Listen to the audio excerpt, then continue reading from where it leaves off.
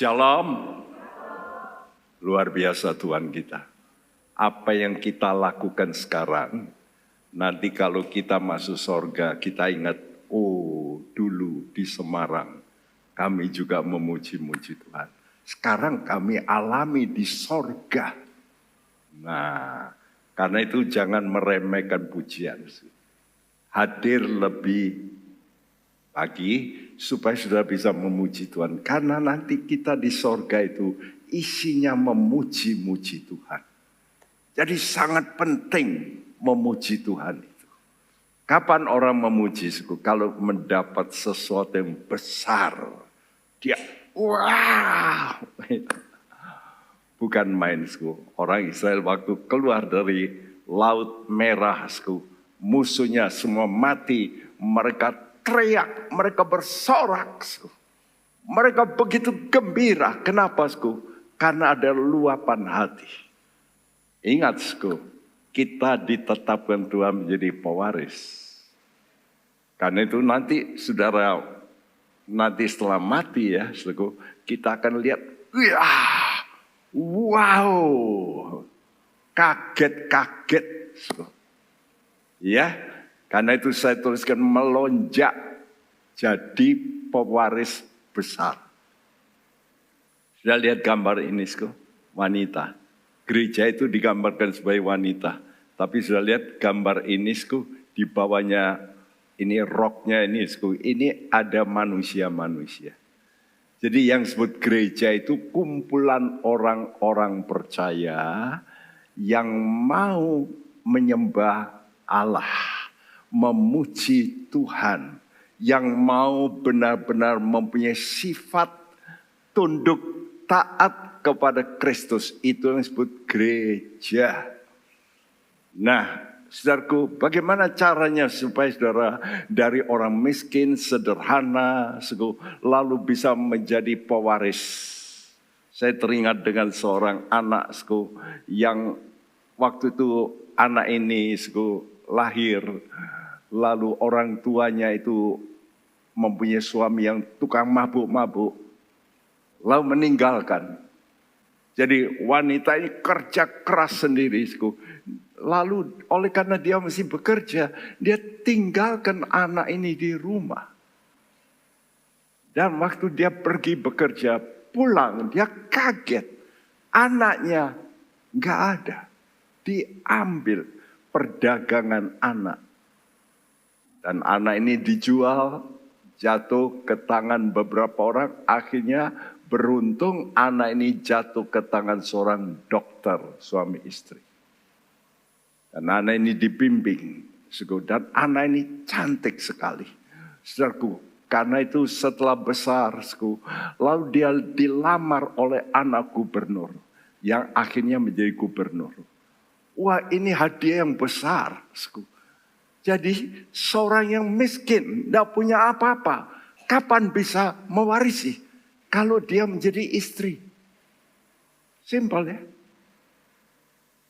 Jadi kalau orang sudah jadi istri, sah langsung menjadi pewaris.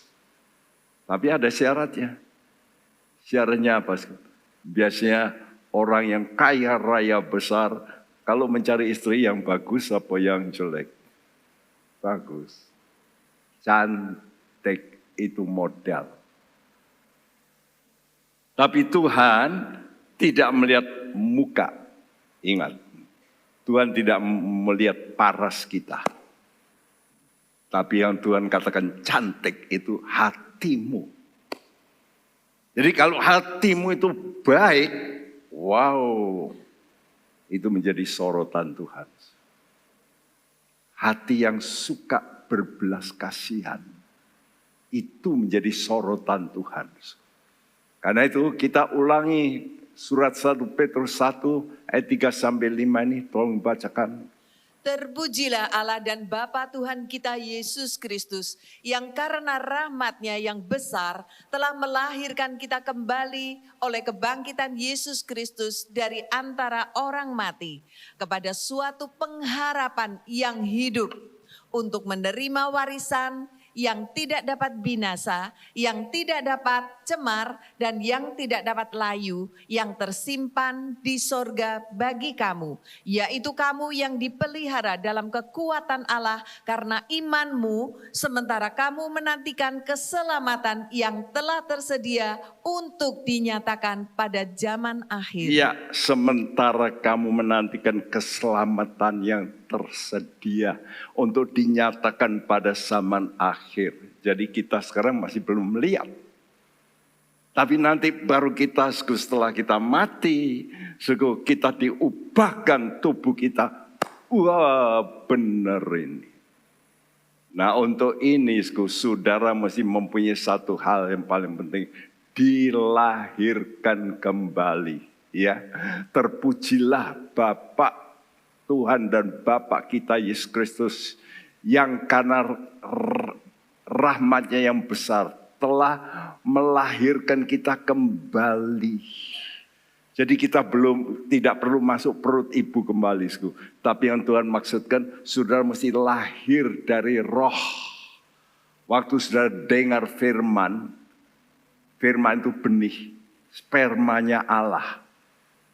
Kalau spermanya Allah ini masuk di hatimu, engkau mengalami perubahan, itu namanya engkau dilahirkan kembali. Engkau jadi apa? Orang yang lalu diadopsi.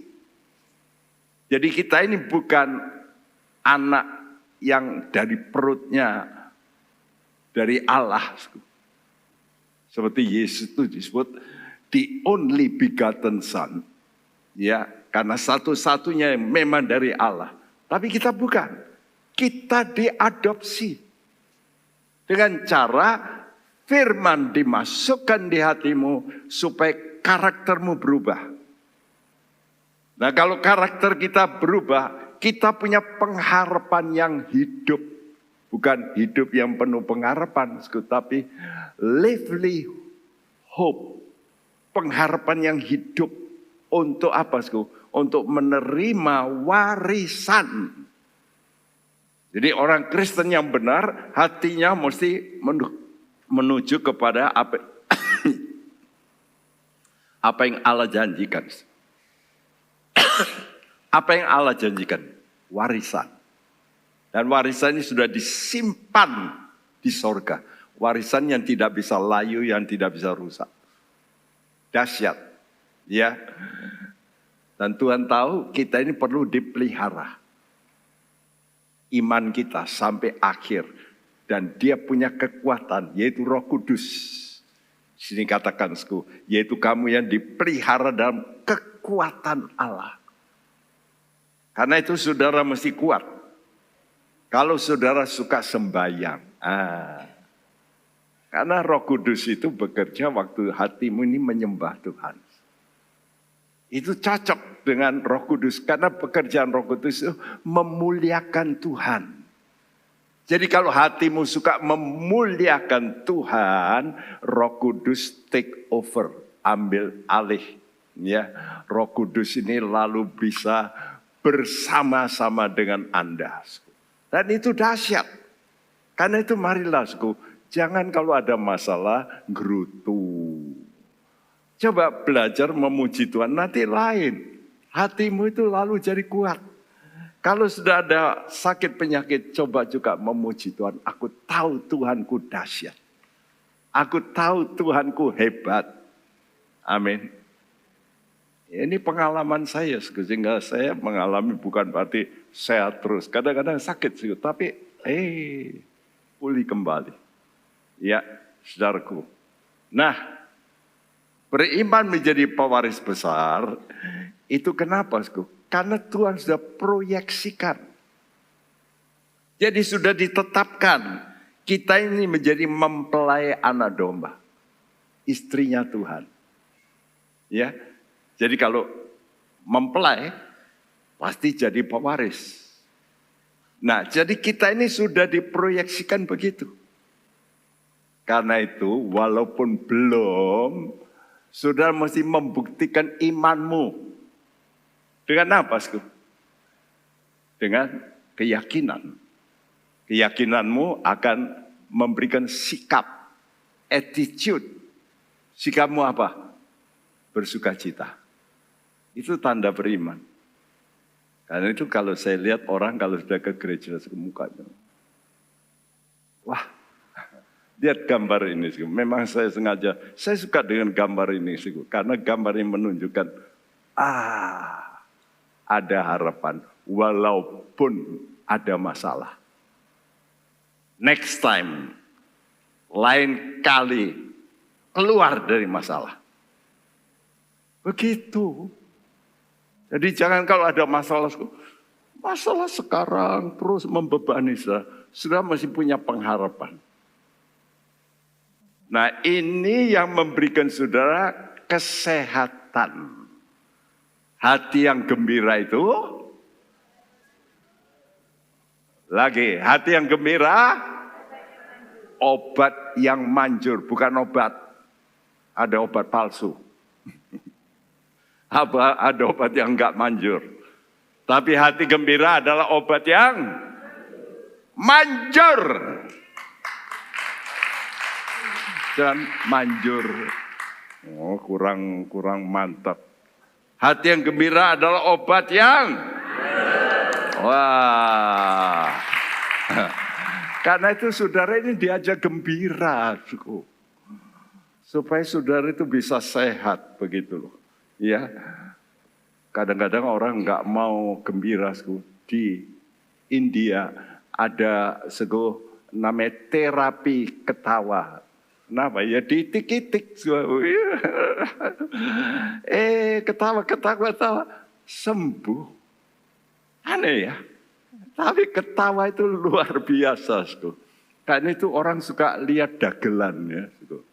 Tapi setelah lihat dagelan pulang pusing lagi. Tapi kalau kita anak-anak Tuhan ini mesti bersukacita. Karena itu kita harus menyanyi dengan bersukacita. Bersorak ya. Haleluya. Kata haleluya itu luar biasa. Nah tujuan khotbah ini sudah menjadi domba gembalaannya.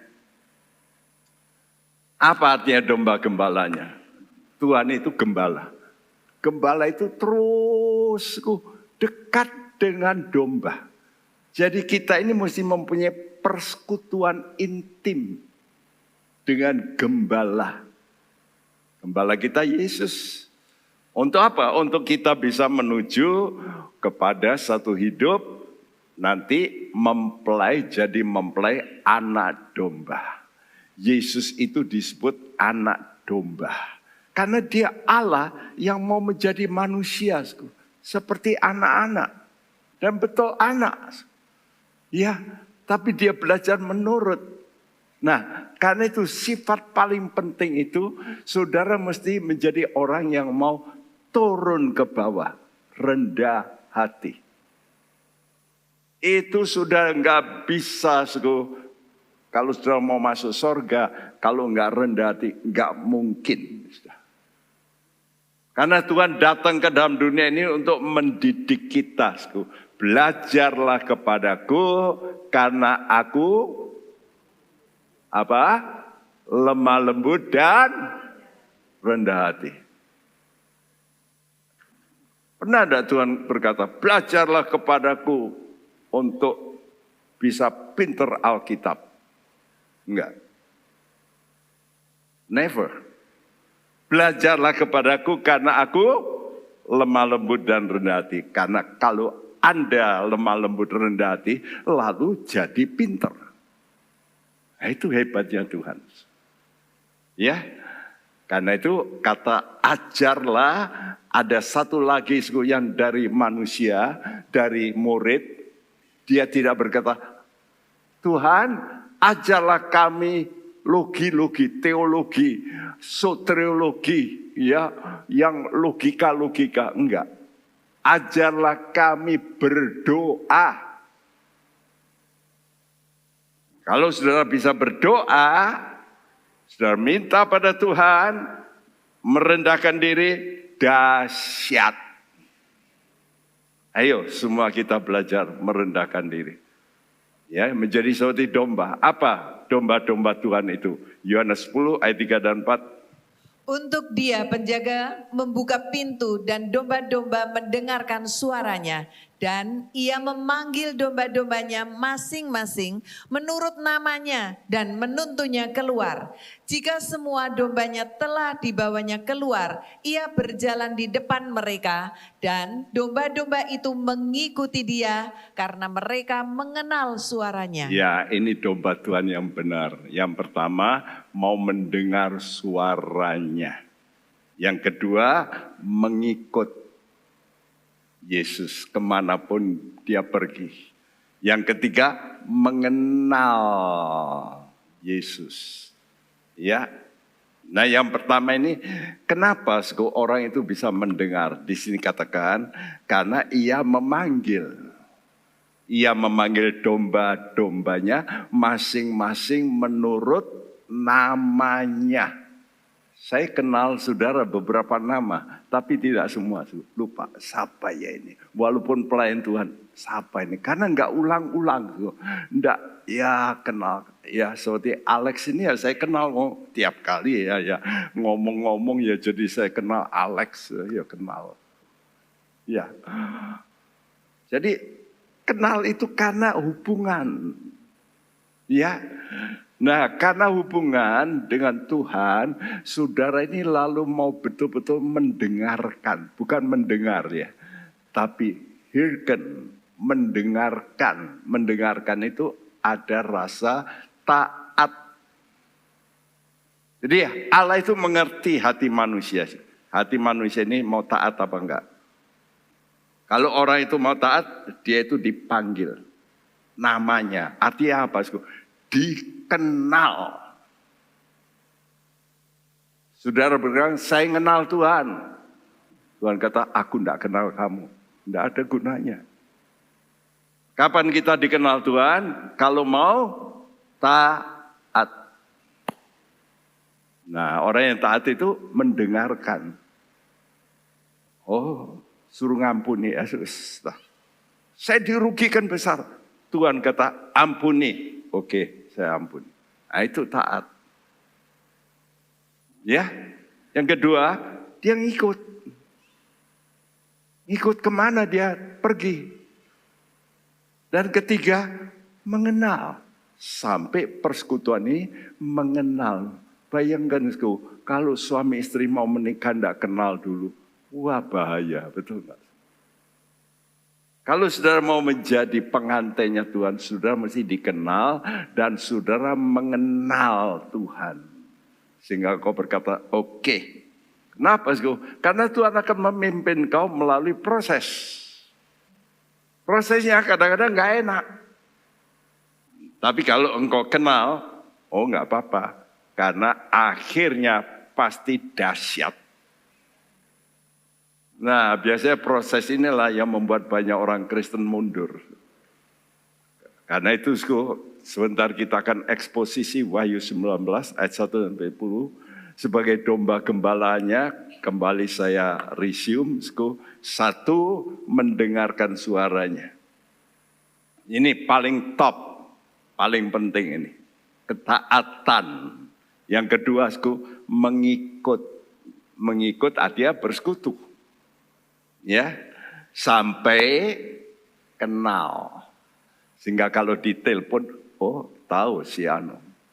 Ya, karena suara kita ini nggak bisa ditiru, walaupun hampir sama, tapi nggak bisa. Saya kasih tahu ya, ada namanya seorang bule Timothy, namanya seperti saya, seperti Timothy, tapi teroris di Amerika. Dia meledakkan satu gedung. Lalu dia lari. Kemana? FBI menyadap telepon. Dari seluruh dunia. Sadap. Tahu orang ini di Pakistan. Di situ dikejar. Tangkap. Dari mana? Suara. Karena itu sekarang kalau sudah lihat orang-orang gede-gede yang takut dengan orang itu pintunya rahasia. Ya. Tidak bisa dibuka pakai kunci, pakai suara. Jadi sudah buka, halo, langsung buka. Ya. Karena pitch kita, warna suara kita nggak bisa ditiru. Tuhan mengerti suaramu. Hati-hati ya, kalau engkau bersuara, ngomong itu, oh orang ini rasa. Tuhan kata, bisa ini. Bukan anakku. Karena itu ucapan kita ini hati-hati. Ya, suaranya yang baik, yang nurut Tuhan. Ya, jangan ngamuk-ngamuk. Waduh, kata-kata kotor. Mau masuk surga, ribut surga nanti. Tidak jadi surga, jadi neraka. Betul enggak? Jadi Tuhan itu mengenal perkataanmu. Yuk kita belajar sekarang. Jangan cuma maskeran ini ditutup ini ya, tapi omongannya yang benar. Ya, ini paling penting. Karena itu yang pertama, dengarkanlah suara dari sorga. Apa suara dari sorga? Haleluya! Itu suara di sorga. Ya, suara haleluya dari orang-orang tebusannya. Kenapa haleluya? Kalau dapat berkat, haleluya. Tapi kalau dimaki, bisa enggak haleluya? Haleluya. Paulus di penjara, bisa dia memuji Tuhan? Bisa. Why? Menderita, ini yang penting sih.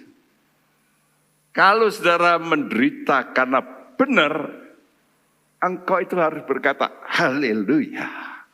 Sebentar hadiah akan datang. Cuma sedikit. Saudara kalau ada masalah disemprot orang, tapi saudara benar, sebentar hadiah akan datang. Amin. Yakin. Menderita karena kebenaran, kata Tuhan, kalau kamu mau ikut aku, kamu harus rela menderita karena kebenaran. Kalau kamu nggak rela, engkau bukan pengikutku. Itu loh perkataan Tuhan. Jadi kita ini jangan cuma mau nerima yang enak. Lu aku bener kok, oh nggak iso.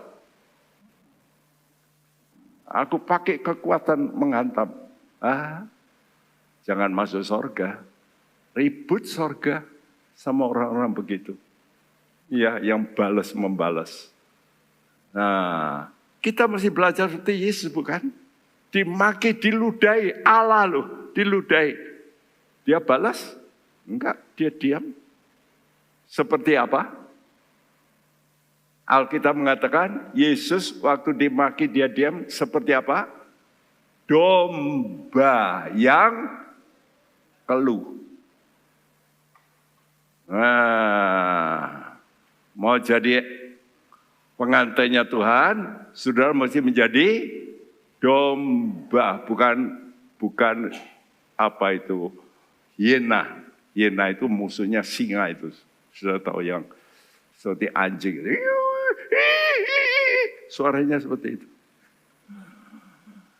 Kita mesti menjadi domba, ya. Karena itu Wahyu 19 ayat 1-5 berbunyi. Kemudian daripada itu aku mendengar seperti suara yang nyaring dari himpunan besar orang banyak di sorga. Katanya, haleluya, keselamatan dan kemuliaan dan kekuasaan adalah pada Allah kita. Sebab benar dan adil segala penghakimannya.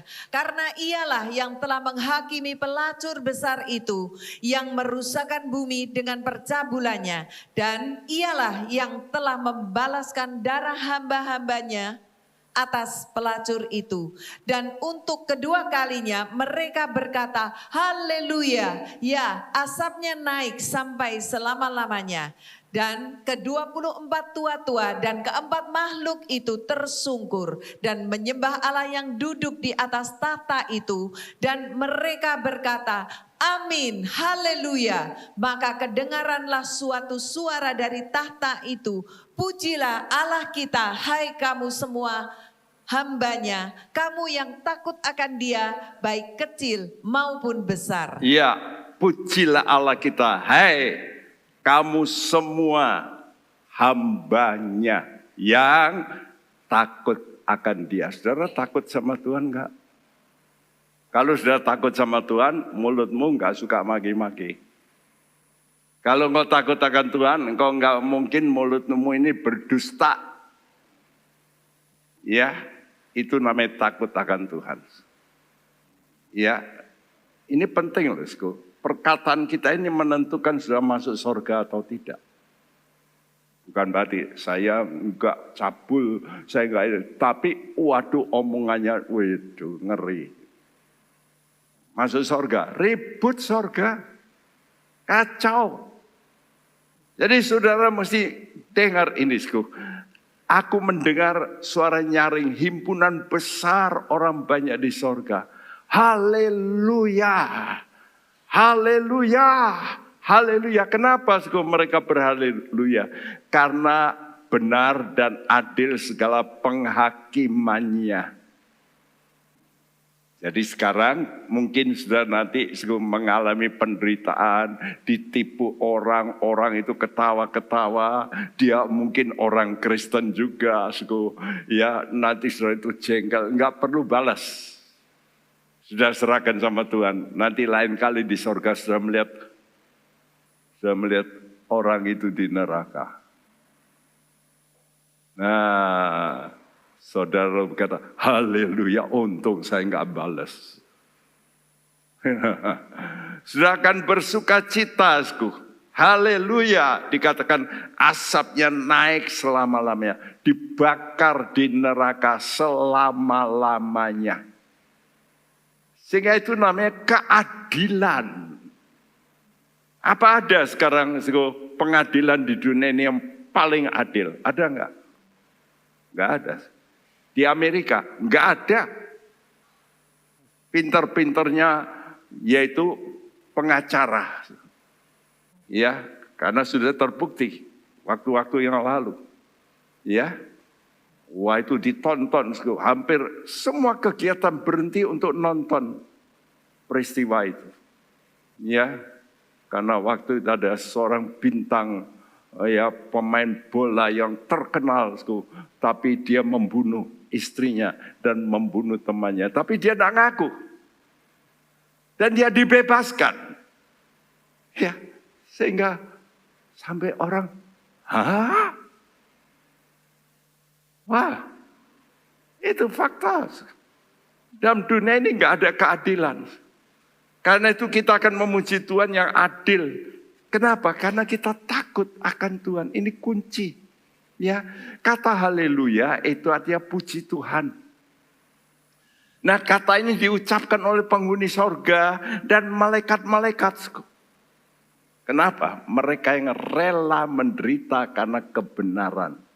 Ya, karena itu sekarang kita diperintahkan Tuhan untuk memuji. Ayo kita praktekkan nanti. Kalau sudah ada problem, disakiti hati sama orang, bisa enggak memuji Tuhan? Atau saudara,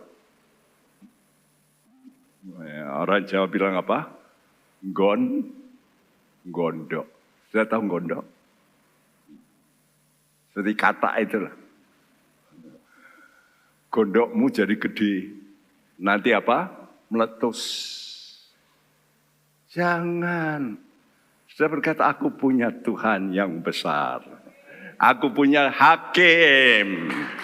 Aku tahu Tuhan melihat. Dan aku akan diganti dengan sukacita. Itu anak Tuhan. Karena itu kita mesti mempunyai perbuatan iman. Apa perbuatan iman kita? Memuji Tuhan. Dan memuji janjinya, firman-Nya. Sebab yakin ada penghakiman. Itu, karena itu kita datang memuji Tuhan dulu. Kalau yang susah-susah itu jangan, aku lagi benci sama orang itu. Kok disuruh memuji Tuhan, apalagi segereja gitu ya. Dulu duduk bersama, sekarang mencari. Yang satu di sana, yang satu di situ. Karena jengkel. Halo, boleh nggak? Kita mesti tetap memuji Tuhan. Disakiti, puji Tuhan. Kenapa? Karena Mazmur 67 ayat 5 berkata, kiranya suku-suku bangsa bersukacita dan bersorak-sorai, sebab Engkau memerintah bangsa-bangsa dengan adil dan menuntun suku-suku bangsa di atas bumi. Selah. Selah. Stop. Renungkan. Benar enggak omongan Tuhan ini? Nanti ada penghakiman. Oh iya, sudah renungkan itu. Stop. Stop. Gerutumu stop. Renungkan, nanti ada penghakiman. Haleluya. Betul enggak? Sehingga engkau berkata haleluya, puji Tuhan. Itu, suku. Karena itu orang beriman ini mesti memuji-muji Tuhan. Karena itu jangan saudara gerutu terus lihat problemmu ke bawah, menunduk. Tapi coba menengadah. Melihat Tuhan yang akan datang sebagai hakim untuk mengadili. Ya, dan menyelamatkan semua hambanya yang takut akan Tuhan. Dengan apa? Hidup benar. Wah, ini yang membuat saudara nanti bisa bersukacita. Sukacita itu bukan dari luar ke dalam, tapi dari dalam keluar. Karena itu orang yang suka bersukacita, kelihatan di mana, kelihatan di wajahnya. Karena dari dalam keluar. Ya, inside out. Gitu. Itu yang dahsyat. Ya, kalau dari luar ke dalam itu sudah nonton apa ketawa, tapi nanti kalau nggak ada lagi lain. Tapi kalau dari dalam itu memancar. Amin. Nah itu bisa dilihat dari aura muka Anda. Iya, karena itu kalau pulang saya mesti lihat orang. Mukanya piye kalau sudah pulang gereja. Wah ini masih ngamuk ini tadi mungkin sama istrinya atau sama siapa. Masih gondok gitu ya. Jadi gondok gitu. Halo, sekarang coba lihat kanan kiri istrimu, lihat. Ayu apa ganteng apa enggak. Haleluya, kita anak-anak Tuhan mesti cerah, muka kita ini cerah. Yang kedua, saudara mesti mendengarkan suara profetis dari kandidat pengantin. Ya, kenapa, kita ini sebagai kandidat pengantin dan kita ini mesti menyuarakan suara profetis. Profetis itu dia. Prophet itu kenabian, suara kenabian. Belum terjadi, tapi yakin akan terjadi. Nah, itu namanya suara profetis. Kenapa kita harus bersukacita? Karena yakin Allah kita maha kuasa. Kalau sebut maha kuasa ini sanggup melaksanakan apa saja yang direncanakan. Walaupun sukar. Tapi karena dia maha kuasa, dahsyat. Bisa. Wahyu 19 ayat 6 sampai 8. Lalu aku mendengar seperti suara himpunan besar orang banyak, seperti desau air bah, dan seperti deru guru yang hebat. Katanya, haleluya, karena Tuhan Allah kita yang maha kuasa telah menjadi Raja. Marilah kita bersukacita dan bersorak-sorai dan memuliakan Dia. Karena hari perkawinan anak domba telah tiba dan pengantinnya telah siap sedia. Dan kepadanya dikaruniakan supaya memakai kain lenan halus yang berkilau-kilauan dan yang putih bersih. Lenan, terus. Lenan halus itu adalah perbuatan-perbuatan yang benar dari orang-orang kudus. Ya, saudara percaya saudara sedang memuji Tuhan yang maha kuasa, bukan berkuasa, maha. Kalau ada kuasa-kuasa lain, engkau berkata enggak apa-apa. Kuasa manusia, kuasa apa saja, kuasa yang besar. Masih ada satu kuasa di atas segala-galanya. Itulah maha kuasa. Dan kita punya Allah yang maha kuasa. Kita mesti percaya itu. Sebagai Allah yang Maha Kuasa, Dia sanggup mengangkat kita menjadi raja. Dikatakan haleluya, karena Allah kita yang Maha Kuasa telah menjadi raja. Yesus, Dia contoh kita. Ya, Dia diturunkan ke bawah menjadi manusia. Dia dihina, Dia disalibkan, Dia ditelanjangi, lalu mati. Tapi Allah karena kuasanya membangkitkan. Lalu mengangkat Yesus naik ke sorga. Lalu dijadikan raja. Nah, Tuhan berkata, kita pun sama. Nanti anak-anak Tuhan yang sungguh-sungguh akan menjadi raja. Ini menunjukkan kekuasaan Allah untuk mengangkat orang. Ya, saya lihat ada satpam bisa menjadi orang kedua di dunia, satpam. Siapa itu? Mordekai namanya. Itu Alkitab menulis. Dia itu penjaga pintu gerbang raja Persia saat itu. Dia diangkat menjadi orang kedua. Siapa lagi? Bisa menjadi orang kedua di dunia loh, di dunia. Yusuf. Siapa Yusuf? Gembala. Orang rendah. Angon domba. Kok bisa? Kitab Daniel mengatakan Allah itu berkuasa menurunkan dan mengangkat. Siapa saja bisa diangkat Tuhan. Petrus nelayan bisa diangkat oleh Tuhan. Jadi saudara mesti yakin dalam Tuhan itu ada kekuasaan yang bisa mengangkat saudara. Mestinya kalau bisa begitu saudara mesti gembira ya. Aku gak raiso. Ya itu kan pikiranmu. Kalau kamu pakai imanmu engkau berkata Tuhanku bisa. Aku gak bisa tapi Tuhanku bisa. Haleluya. Sorakan haleluya. Ya, sebetulnya gak perlu saya katakan sorakan gitu. Saya suka kalau waktu di Korea khotbah, saya khotbah gitu yang sudah begitu langsung semua mereka berkata amin. Waduh. Ya, saudara tahu musik tanpa bass itu enak enggak? Enggak enak ya. Rasanya ampang gitu. Tapi kalau bass itu dung, gitu ya. Makanya ya saya lihat ya, loudspeaker yang gede itu. Kalau ini bukan bass ini. Ini untuk suara.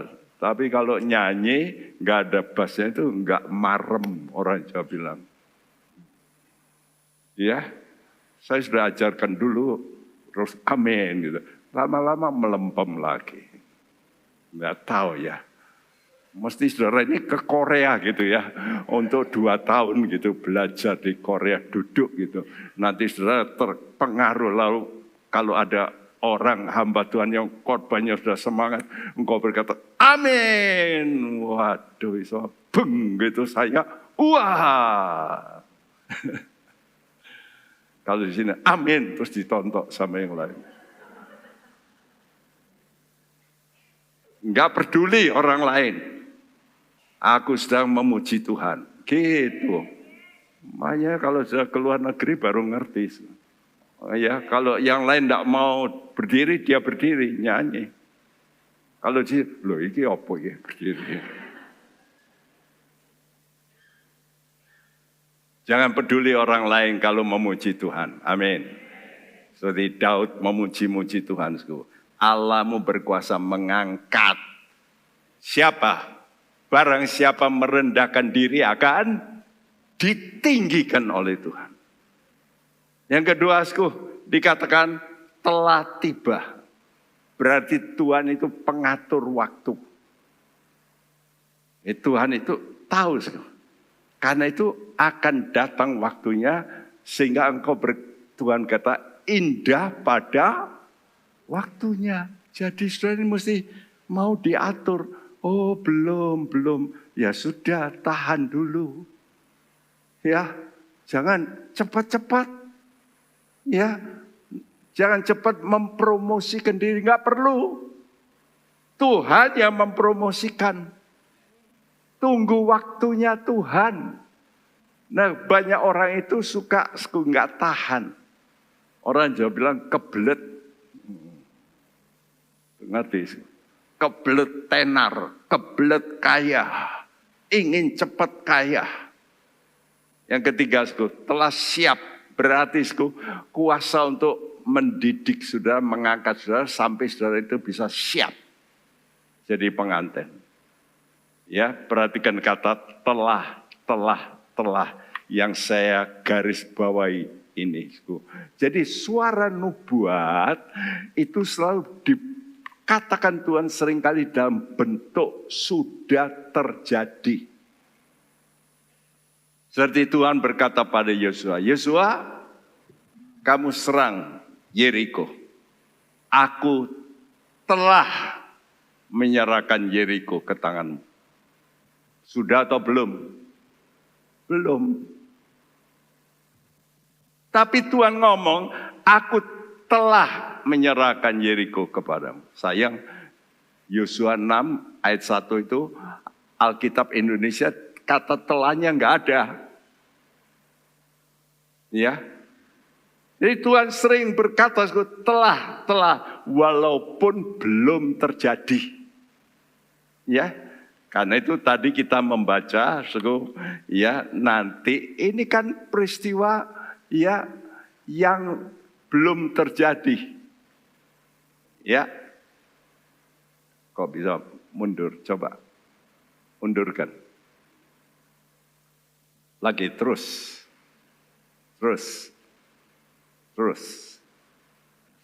satu kali lagi. Nah, ya, jadi sudah melihat kata telah, ya, berkali-kali. Yang Maha Kuasa telah menjadi raja, kan belum? Iya, saudaraku, perkawinan anak domba telah tiba, sudah? Belum. Ya tak? Lalu dikatakan pengantinnya telah siap. Apakah kita sudah siap ketemu Tuhan? Belum. Tapi kenapa Tuhan berkata telah. Itulah namanya nubuatku. Apa yang Tuhan katakan walaupun belum terjadi itu pasti terjadi.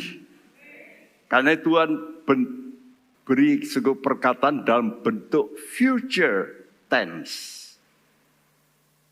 Bentuk yang akan datang. Walaupun sekarang. Ya. Itulah Tuhan. Tuhan kita itu bisa prediksi pasti terjadi. Kenapa?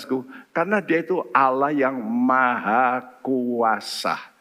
Apa yang direncanakan itu pasti terjadi nanti yang akan datang. Yesaya 46 ayat 9 sampai 10. Ingatlah hal-hal yang dahulu dari sejak purbakala, bahwasanya akulah Allah dan tidak ada yang lain. Akulah Allah dan tidak ada yang seperti aku, yang memberitahukan dari mulanya hal yang kemudian dan dari zaman purbakala apa yang belum terlaksana, yang berkata, keputusanku akan sampai dan segala kehendakku akan kulaksanakan. Iya.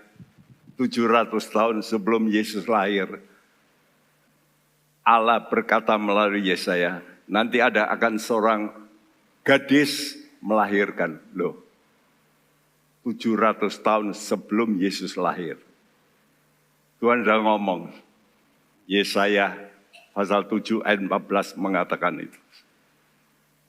Nanti ada seorang gadis, bahasa Indonesia sayang, perawan muda, perempuan muda. Nah, perempuan muda itu bisa bukan gadis, betul enggak? Tapi dalam terjemahan yang betul maksudnya, seorang gadis akan mengandung. Kok bisa? Ya, 200 tahun sebelum raja dunia namanya Cyrus Kores, Alkitab Yesaya juga mengatakan, nanti ada seorang pimpinan yang namanya Kores, Cyrus. sebelum dia lahir, namanya disebut oleh Tuhan. Ada Allah yang seperti itu enggak? Karena itu Tuhan tantang. Ya, ingatlah, aku Allah, tidak ada yang lain. Aku Allah, tidak ada yang seperti aku, yang bisa ngomong sebelum terjadi dan pasti terjadi. Itulah Allah kita. Dahsyat. Karena itu gue mesti percaya, Tuhan nanti akan datang menghukum dunia ini. Pasti. Dan ini sebentar lagi. Jangan sudah pikir lama. Tuhan sudah ngomong berkali-kali. Yesus sendiri. Generasi ini, generasi Israel muncul sebagai negara. Tidak akan lenyap. Semuanya akan aku genapi. Jadi kita nggak lama ini. Kenapa? Karena dunia ini sudah kebangetan, kebacut, luar biasa. Dalam hal apa? Dalam hal seks. Wah, Tuhan sudah kurang ajar manusia ini. Yang ketiga, Tuhan itu suaranya, profetisnya, nubuatnya yang belum terjadi itu otentik. Apa itu otentik? Otentik itu betul-betul sudah nggak bisa diubah, ya, benar-benar otentik. Nah, sesuatu yang otentik itu mesti punya dasar yang kuat, yang melakukan mesti betul-betul bisa melakukan, ya. Dan firman Tuhan ini otentik. Sudah tahu firman Tuhan ini dibuat selama 1600 tahun. Inilah. Ada enggak buku yang dibuat begitu lama? Enggak ada. Dibuat begitu lama oleh 400 penulis kira-kira. Yang berbeda. Zamannya beda, tapi punya satu fokus, Yesus. Yang dibicarakan Yesus. Aneh. Ini kitab ini otentik. Ya. Karena itu untuk otentik ini suara di sorga berkata seperti ini. Wahyu 19 ayat 9 dan 10. Lalu ia berkata kepadaku, tuliskanlah. Berbahagialah mereka yang diundang ke perjamuan kawin anak domba. Katanya lagi kepadaku, perkataan ini adalah benar, perkataan-perkataan dari Allah. Maka tersungkurlah aku di depan kakinya untuk menyembah dia. Tetapi ia berkata kepadaku, janganlah berbuat demikian. Aku adalah hamba sama dengan engkau dan saudara-saudaramu yang memiliki kesaksian Yesus. Sembahlah Allah karena kesaksian Yesus adalah roh nubuat. Iya, ada suara berkata, tuliskanlah. Kata tuliskanlah, grapo, ya, graven, grafir. Kamu ukir. Ya. Kalau sudah diukir itu nggak bisa dihapus. Artinya sesuatu yang pasti itu otentik. Ya, jadi perkataan Tuhan itu sangat otentik dan Tuhan berkata berbahagia. Karena itu kalau Tuhan sudah ngomong berbahagia, kenapa sekarang kalau sudah ada masalah kok susah? Waduh, sakit susah, sakit paling-paling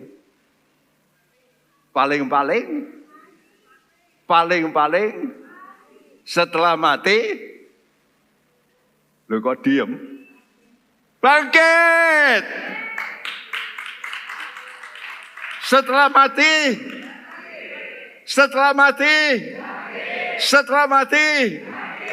Anda percaya Anda akan bangkit. Nah, kenapa kok mesti susah? Karena itu kita mesti punya iman. Dengan ucapan tuliskan berarti Tuhan itu tidak menekankan. Kata berbahagia ini janji dengan probabilitas 100% digenapi. Apa itu probabilitas? Probabilitas itu begini. Biasanya orang kalau mau bingung cari Saya mau pergi apa enggak ya? Pegang kancing bajunya. Ya tidak, ya tidak, ya tidak. Oh iya, tidaklah. Probabilitas itu kemungkinan peluang untuk bisa terjadi. Itu namanya probabilitas. Ya, kenapa ada asuransi kok berani bayar? Sekarang ini banyak orang asuransi. Kenapa? Karena nanti masuk rumah sakit, waduh miliaran, wis dibayar asuransi. Loh kok berani asuransi? Karena dia punya ilmu probabilitas. Ngerti? Dapat duit akeh, memang ada yang dibayar, tapi pasti lebih sedikit. Kalau enggak, masa mau bikin asuransi? Orang itu bikin namanya probabilitas.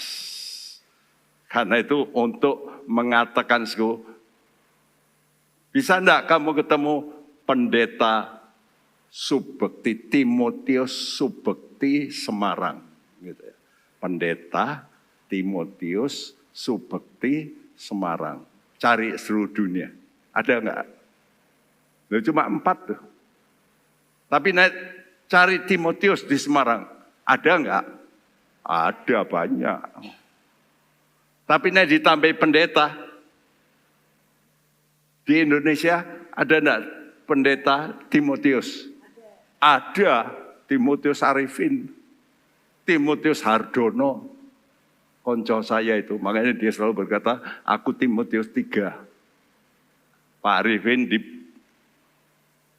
Denpasar, Timotius 2. Kalau kita kumpul itu, dia selalu, ini Timotius 1 itu saya, paling tua. Tapi kalau sudah Timotius Subekti, hilang semua. Benar. Itu namanya probabilitas. Ya, tidak ada lagi. Karena itu kalau namamu 4, cari seluruh dunia tidak ada. Angelina, Sheila, Marcella, terus apa itu lah macam, kadang-kadang tulisannya sampai 5 huruf. Sulit cari seluruh dunia. Mau supaya nggak ada orang nipu, ya bikin aja namamu 10 gitu. Nggak ada 2-nya di dunia.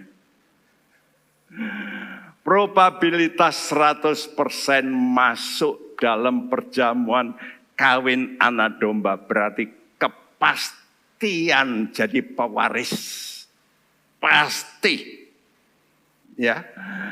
Probabilitas 100% digenapi karena kesaksian Yesus, dikatakan roh nubuat. Artinya semua kesaksian yang Tuhan saksikan 100% pasti benar. Ya. Apa itu artinya? Berarti Yesus yang dulu menjadi manusia itu betul-betul Allah sejati. Karena dia Allah yang maha kuasa. Yang bisa menggenapi semua yang dia omongkan pasti digenapi. Nah kalau dia Allah, baru kita sembah. Kalau bukan Allah, jangan disembah. Aneh orang kalau nyembah patung. Oh, patung kok disembah. Patung itu kan dibuat orang. Mestinya sesuatu yang disembah itu paling top. Melebihi segala-galanya. Karena itu mari kita mau berglori, haleluya Tuhan. Engkau pasti bisa melakukan yang jauh lebih besar daripada apa yang kami pikirkan. Amin. Mari kita berkata, Engkau layak Tuhan kami sembah. Layak, Engkau layak anak domba Allah.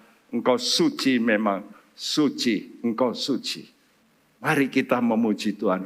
Saya harap kita menyanyi dengan coba kita bangkit berdiri. Coba suara yang betul-betul sudah berkata, wah Tuhanku dahsyat, Tuhanku hebat. Ya.